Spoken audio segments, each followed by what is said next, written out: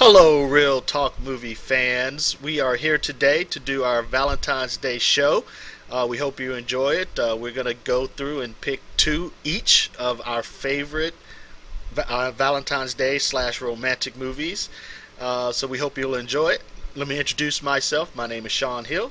I am film blogger, movie fan extraordinaire, and the person on this side of the screen of me is Cassidy Early, film nerd, movie lover, music lover, and most importantly, cat lover. all right. I won't touch that one. I'm going to leave that one alone. It's a recent development. Oh, It just started within the past few months. hey, we'll moving on. We'll move on. Yeah. All right. So my first pick for a romantic movie, or at least one of my favorite romantic movies of all time, is Somewhere in Time. And you give me that look like you don't know what I'm talking about. Most people have it. Christopher Reeve, Jane Seymour. Not ringing a bell. Well, let me describe it because maybe people in the audience hasn't seen it either.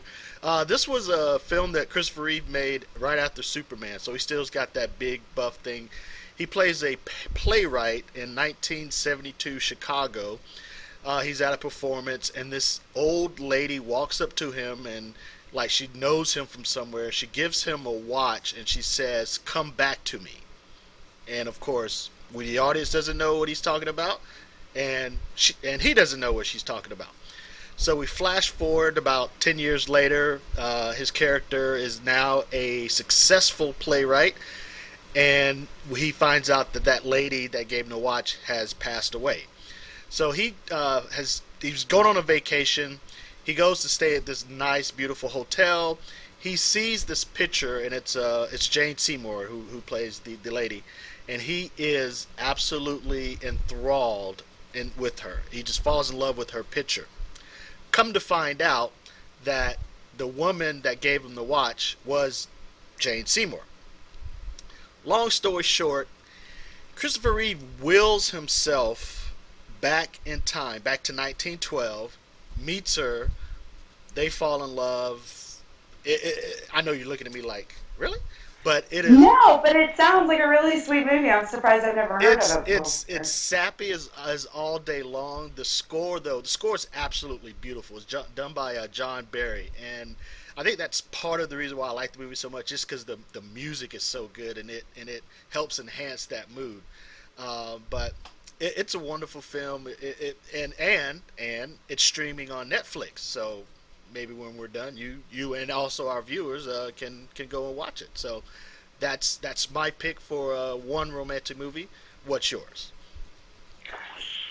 You take movie knowledge to like a whole other level that I don't even want to try to touch. Like you're like the score and this. I'm like I like the colors. No, I'm not that shallow, but okay. I know originally you and I had talked before. I didn't really get the whole grasp of, let's keep it a secret and do it. So I had to kind of come up with like two movies that also touch my heart on top of Braveheart and I don't know what the other one I picked. Pride and Prejudice. Yes, yes. Pride and Prejudice and Braveheart. Those are like my two boom, boom. But since I kind of already gave this to you, I decided to think a little bit deeper within myself. And I love the movie Pretty in Pink. It's an 80s flick starring Molly Ringwald and all the other people from the Rat Pack. I don't even care. It had Molly Ringwald and I love her. But I think ever since I was a young, like early teen, 12, 13 or whatever, I've always been drawn to this movie because she was the underdog. She was not the most popular girl, which anybody who knows me from my childhood would know that Cassie was picked on repeatedly. And she just had a crush on the most popular guy, and he just so happened to like her back. And to this day, I can still watch Pretty in Pink and cry my eyes out. The soundtrack is great, and I love the soundtrack.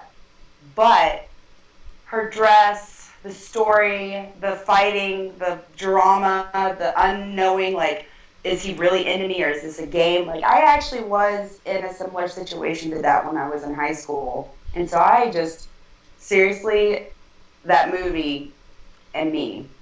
It's almost like me and the Little Mermaid. Like I could watch that movie over and over again, and I'll still cry. But Pretty in Pink, that's my one of my top like favorite tweeny romance movies of whatever. I'm chomping at the bit here. At this very moment, seriously, I'm kidding you not. My wife and my daughter are downstairs watching that right now. I love that movie too. I'm an '80s kid. I was a teenager in the '80s, so John Hughes films are probably very important to people of that generation. Much like you, I was in a similar situation in high school. Unfortunately, I was Ducky, I didn't. I had my own Ducky, and I feel so bad to this day. I still my Ducky. Hey, Ducky, but Ducky had the best moment. Try a little tenderness. Come on, he had the best lines. That's a major appliance. That's not a name. So I would agree with you on that one. Pretty in Pink, definitely. I would probably put in my top five. It was funny because it was actually thinking about listing that one and we had seen an ad for it, and so my wife wanted my 8-year-old daughter to watch it, so they're actually watching it now. So that is very funny. That's awesome, though. That's funny. Just to tell you, like that's very funny. It's a good movie. Okay, shifting gears. My next choice is somewhat. It's not really a romantic comedy, but it's got elements of romance in it. It's Kevin Smith's Chasing Amy. So, for those that haven't seen Chasing Amy, it stars the now Batman, Ben Affleck. Before he was Batman, he stars as a comic book artist who meets and falls in love with a woman that just so happens to be, wait for it, a lesbian. But they develop a friendship and they end up dating. And I don't want to give too much away for those that haven't seen it, but there's some conflict that happens. The reason why I like the movie so much is it's Kevin Smith kind of at the top of his Kevin Smith game, and I think it's his best writing character-wise that he's done, especially for a woman role. But fans, don't get me wrong. There's plenty of dick and fart jokes in the movie, and the romance stuff is there too. But there are two great scenes that, and you probably know, where she has the revelation in the car, and yes, okay, so and then his confession to her. Those are two of the probably the best writing that Kevin Smith has ever done. And then, of course, the Silent Bob. Well, I'm probably spoiling that one, but the Silent Bob speech is actually pretty good too. So, and also that film is also streaming on Netflix as well. So, if you have not seen it, check it out definitely. I don't know. Is Pretty in Pink streaming? I don't know if. Yes. Okay. Yeah. All right. So it's streaming on Netflix too. So, check it out. So that's my other pick for a romantic movie. I'm chomping at the bit now to see what your next one is. So fire away. Well, most of my girlfriends will understand why I chose this movie. I'm all about a quote-unquote score in a movie. It's like I only hear that term like on TV or in an article. But, in my top 5 favorite all-time romance movies is the remade Moulin Rouge, starring Ewan McGregor and Nicole Kidman. I cry every time I watch it.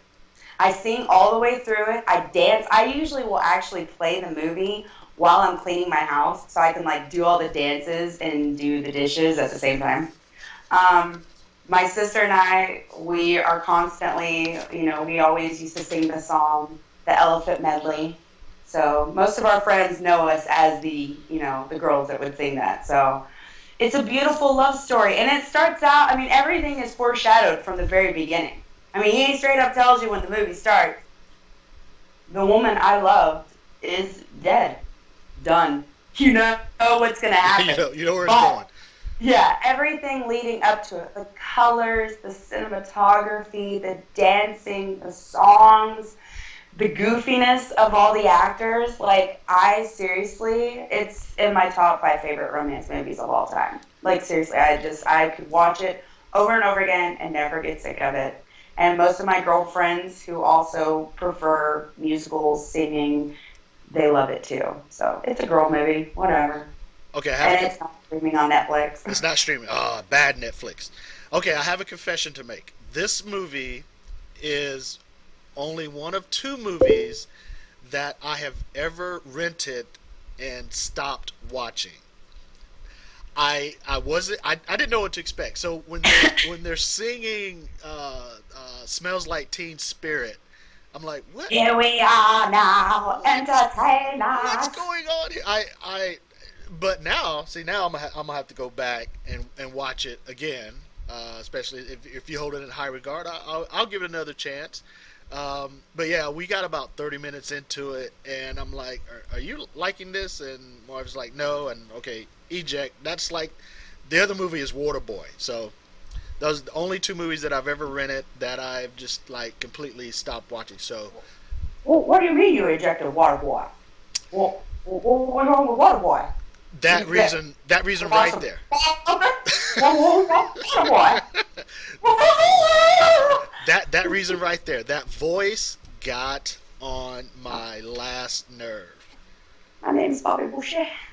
Yeah, that. I will say that if you do not, if you don't like musicals, and honestly, I can't see somebody who wasn't a thespian in high school or in choir, or somebody who overall doesn't know, like, isn't very, how do I say this?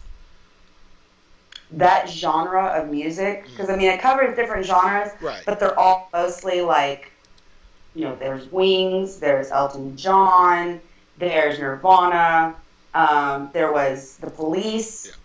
Like, there's a lot of different genres of music that was remade in this movie, and if you're not into like stage or theater, I can't see you truly being able to appreciate the movie because itself is portrayed as just a musical, a play. But I respect it because, I don't know anything about the Commodores. When Well, it when a wasn't. movie like Chef comes out, it's like I don't know stuff. Well, it wasn't the music per se. It was just the time period that the film was set on, and what was it, like 1920s or something like that? Had like new music put in an old movie, kind of like The Great Gatsby. Yeah, it was, and I had this, and it was the same director, and I had the same problem with The Great Gatsby. So, like I said, I'll go back and rewatch it. I'll give it another shot. All right, so those are our picks. Also, we had asked you guys on Facebook to name your favorite movies, and so I'm gonna just kind of read a few of them here. Alicia Willis says that Notting Hill is one of her favorite romantic movies. Says something it's about an average Joe marrying a movie star. Makes her feel all weepy. So there you go. I'm this girl Go ahead, do the line. standing asking him to like her. There you go. Love her. Is it love her? Love her or like her? I think love her. I'm just a girl standing in front of a boy asking him to love her. There you go. And I love that movie too. And the award for best actress goes to no. All right, next up, good friend of the show, Alonzo Anderson. He selected Love Story. Can you believe that? He said he's seen it a million times, and every time he sees it, that's Ryan O'Neal and Ally McGraw. Love means you never have to say you're sorry. It's from 1970, so it's probably kind of before your time. But I'm almost 30, but still, it's like, But it's streaming on Netflix, and I've seen it once, and yes, it is a weepy kind of a love story. So, it definitely fits our theme. So, Another good friend of the show, Matt Zinzer, says The Time Traveler's Wife. Uh, Oh, I won't hold that against you, Matt. I really won't. I promise. I didn't. I didn't. I love that I movie. didn't like that movie. It was too confusing, and then got kind of creepy when he's with the younger. You okay, I'm sorry. You know what? You gotta shut off your real probability reader there. I gotta And shut off legalities and all of that. yes, the whole laws of physics. You have to shut off your non-belief. Like shun the non-believers. Shun it. And just be like, you know what? I loved The Time Traveler's Wife. Like, and that's one of those other movies that I freaking cry my eyes out at. I can't stand it. Is there any movie that you don't cry your eyes out at? None. But any movie that you don't cry? Um, um, I'm just giving you a hard time. no. Like, I really tried to think of the movies that didn't make me cry. She's crying at Hot Tub Time Machine. How are they gonna get back? Why, dark years ago? Okay, so the next one, and I know this was probably there's actually two people that picked this one. Lona Cotney, I think's her name, and Deborah Brock both picked The Notebook. Oh. No, I'm not a Notebook fan either, and not for the obvious reasons. I could care less about Ryan Gosling's abs. I just. Oh, let's not make this personal. Let's not make this personal, okay? But no, I just something about that movie I didn't like. All right, next one, Millie Littlefield Broom picks You Got Mail. Good Tom Hanks, Meg Ryan film. I liked it when I was a kid. Oh, and I'm sorry. Also, Pam Godfrey also picked The Notebook. Andrea Hodge picked The Way We Were. Uh, Maybe we're... What? that's the one thing that everybody knows about that movie is that song. I know I've seen it, but I couldn't tell you. Now I'm surprised this next one didn't get more votes. Elizabeth Brady picks Titanic as her favorite romantic movie. I guess it's a romantic movie. I see it more as a historical drama with a bit of romance thrown in. But it's a good film. I mean, it's very good. It just depends on what portion of the film grabbed you the most. I was kind of 50-50 on it. The suspense of what was happening around them, had me tense, but at the same time, knowing that these two people from two different parts of the, money spectrum, I guess, falling in love with each other, completely different, but at the same time very similar. I don't know if you watched last week's Saturday Night Live episode. No. But it was priceless. Jonah Hill was the host.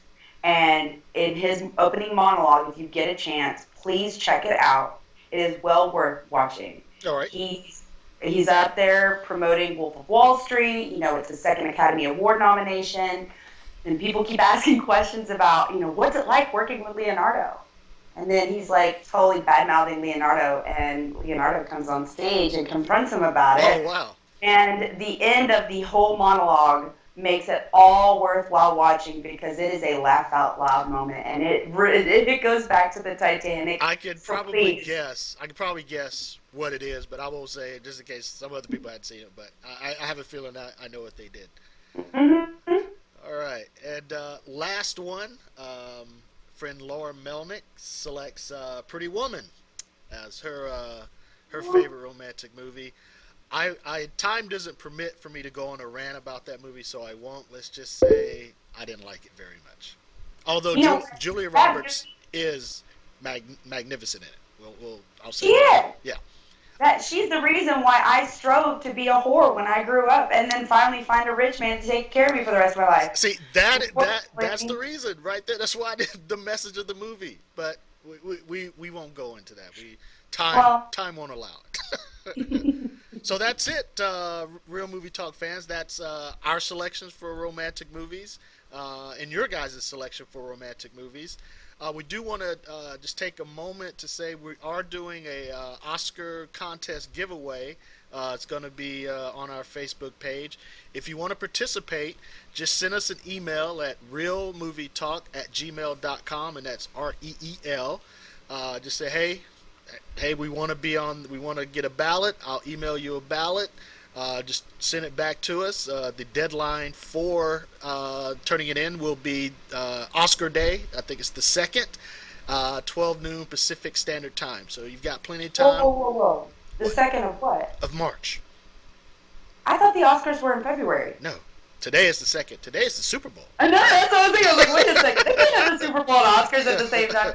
Guys, I'm sorry, but I work and I have 2 children. I apologize. She my has head a is life. usually lodged up my butt all day. Yeah, she has a life. I don't. So I that's why I know these things. So anyway, so have your ballots turned into us by Oscar Day, March 2nd, 12 o'clock Pacific time. It's going to be fun. You've got plenty of time to see those movies that you haven't seen. We're going to cover some of those movies in an upcoming show, so be sure you look out for that. So with that, we'll bid you guys adieu. I'm Sean Hill. I'm Cassidy Early. And check us out next time on Real Movie Talk.